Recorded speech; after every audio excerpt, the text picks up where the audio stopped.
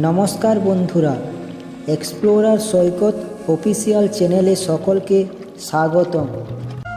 শ্রীকৃষ্ণ কেন বলেছেন বাধাহীন জীবন চাইবেন না ও আমাদের জীবনে বাধা আসা প্রয়োজন কেন?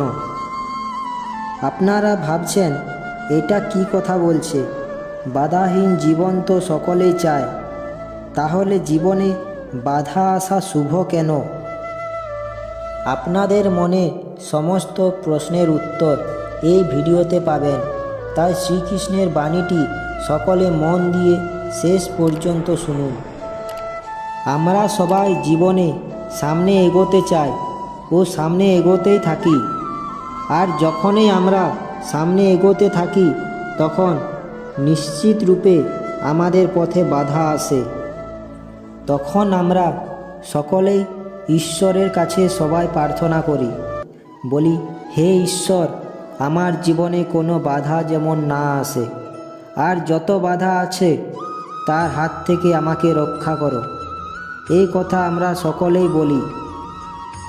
পূর্ণরূপে একটি নিরাপদ জীবনের প্রার্থনা করি, কিন্তু সত্যি কথা বলতে এই বাধাগুলো কিছু মাত্রায় আমাদের জীবনে আসা দরকার।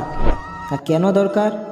যদি এই বাধা না থাকে তাহলে আমরা সামনে এগোতে পারবো না।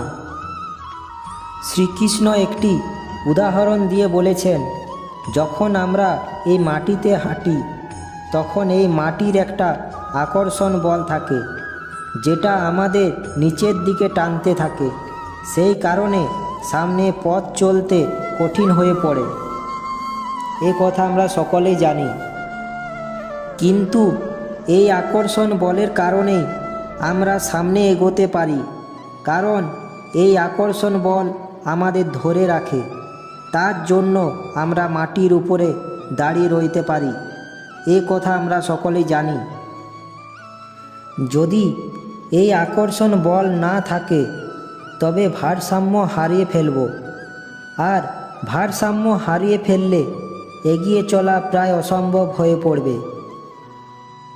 সেই জন্য শ্রীকৃষ্ণ বলেছেন, জীবনে পূর্ণরূপে নিরাপদ জীবনের আশা কখনো করবেন না।